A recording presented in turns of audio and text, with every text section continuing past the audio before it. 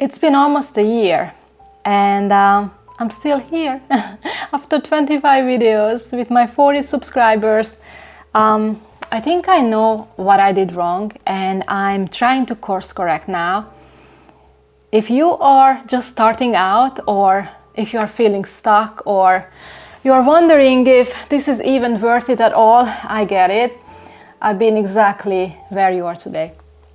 So I've learned some lessons and I'd like to share them with you. Hopefully I can save you some time and frustration.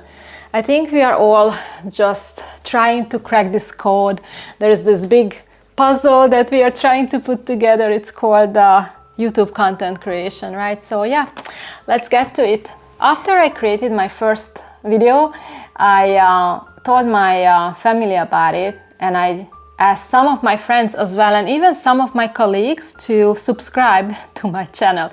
Big mistake, don't do that. 99% of your friends and family members are not going to watch your channel at all. They just simply don't care. They are not your audience. So if you ask people to subscribe to your channel and they do it out of obligation, it's actually going to backfire. It's going to hurt your growth. Why is that? It's because they are considered dead subscribers. If they once in a while they click on your channel, see how you are doing, if you're still doing it at all, if they remember, they don't stay on it, or they don't watch your channel at all, it's going to send a negative signal to YouTube. It's basically going to tell the algorithm that you suck. So it shouldn't recommend it to anyone else, because if your own subscribers are not watching your channel, they are not commenting, then what's the guarantee that someone else is going to be interested in it, right? So you are actually doing yourself a disservice. You think you are doing the right thing because you are trying to gain traction right away, but it's gonna be the opposite. So it's important to find your audience. So it's like you have a coworker who is a poor performer.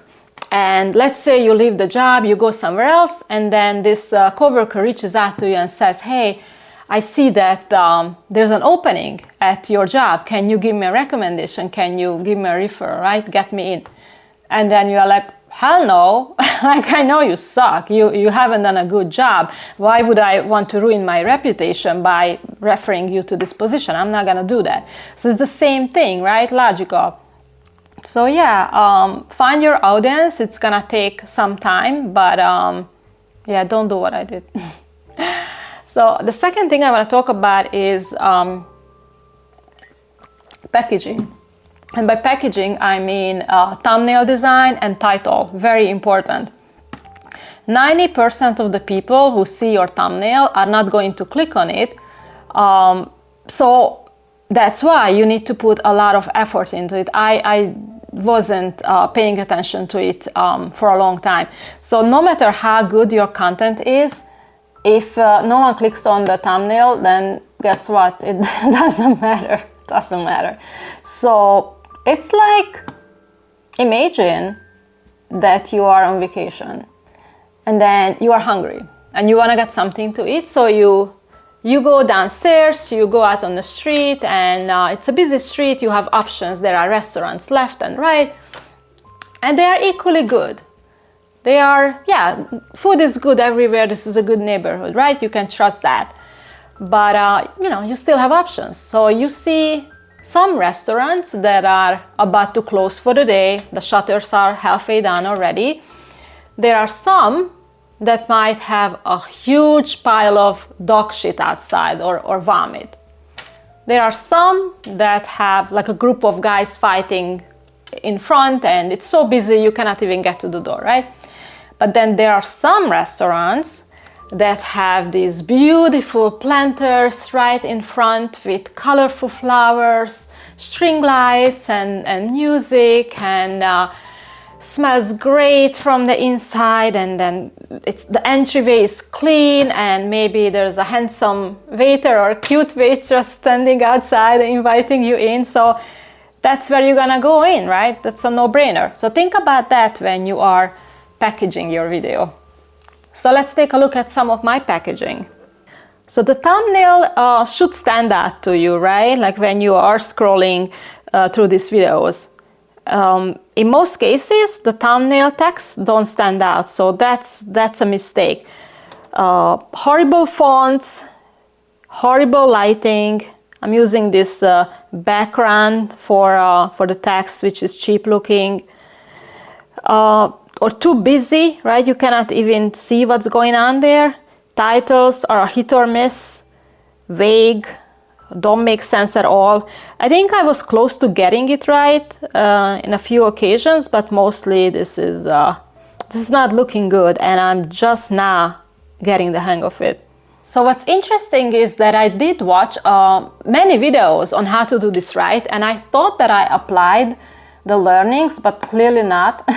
I think that subconsciously I was sabotaging myself because I didn't think that my content was good enough, but I'll never know what really happened there.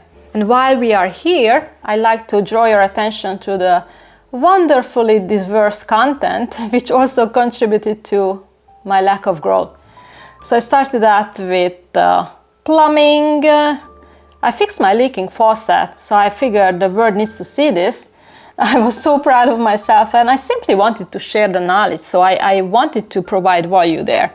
But then I'm like, hey, let's go for a walk on a Sunday morning. But then I'm like, okay, I need to talk to the YouTubers, tell them what I have learned so far. And then back to plumbing, YouTubers again, and then some fitness content, and then random things again, YouTubers, traveling, debt management, art. I'm like, oh, this is gonna be an art channel. I'm gonna inspire people. I'm gonna set up like a mini art studio at the park, give them free paint, free canvas, and encourage them to just make anything, right?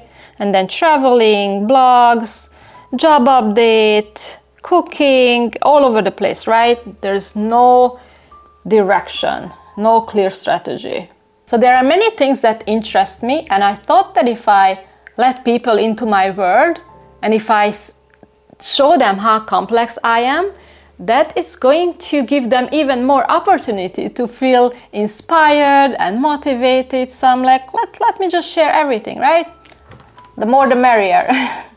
That's a bad strategy. So there's a saying, God helps those who help themselves. I think that we should rewrite this and say that the algorithm helps those who help themselves, because the algorithm truly wants us to succeed. It's just that we confuse it sometimes. I mean, I totally confused it.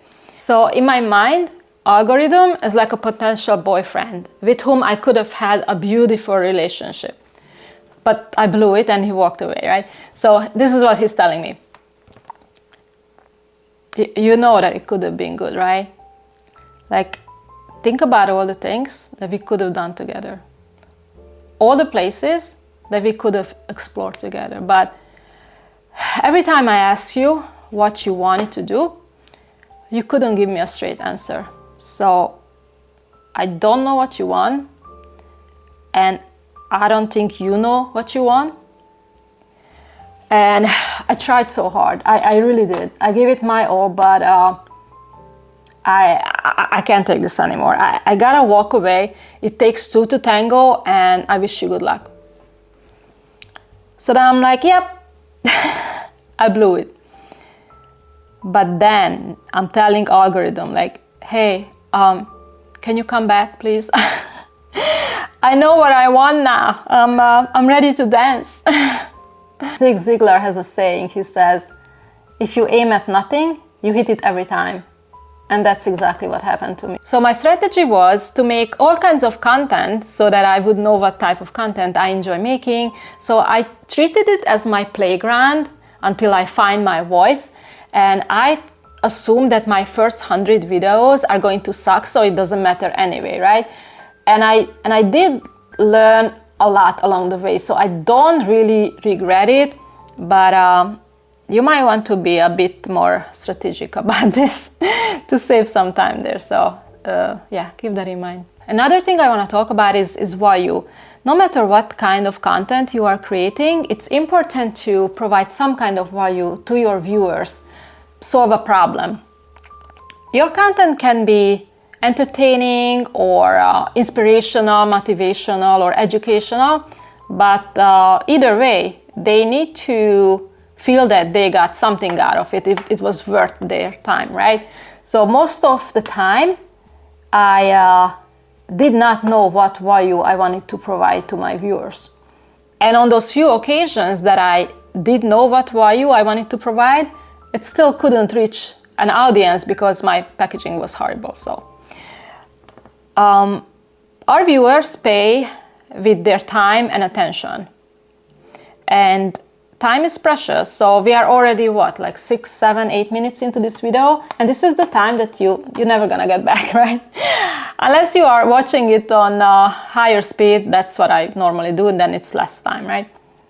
So we always have to keep this in mind. It's like when you are applying for a new job and then they ask you, oh, why do you want to work here? So the wrong answer is, oh, because it's close to home. I think I could do the job, no problem. And I hear that your cafeteria is awesome. The right answer is, I'd like to work here because based on my proven experience in ABC, I can help the company with X, Y, and Z. So it's always about what's in it for others, what's in it for the company, what's in it for your viewers, right? So yeah, I was selfish many times. I'm like, oh, I'm just gonna create this content, I like it, others will like it as well. Not the right move. And lastly, I took a break for 3.5 months, which is not a wise thing to do if you are trying to grow your channel. But I quit my job. I was traveling for a month. I came back, got a new job. It took a while to get into the groove. And yeah, so consistency builds momentum. It builds trust with your audience. But I was probably thinking, I don't really have an audience, so it doesn't matter anyway, right? Yeah, but try to post once a week. That's the general rule of thumb. So these were the things that contributed to my current situation, lessons that I learned along the way. I wouldn't necessarily call them mistakes, because every time I hear the word mistake, I think about Bob Ross, who was this awesome, super cool American painter with a big afro. And he used to say, we don't make mistakes, we make happy accidents. So yeah, there you have it. Check him out on YouTube. He has these painting videos and it's going to bring you immediate stress relief and joy. I guarantee you that. Also, if you need help with any of the things that I talked about today, you can book a free call with me on my calendar. The link is below. It would be good to connect so I could learn about what you are struggling with. So yeah, thanks for watching and I'll see you again soon. Bye.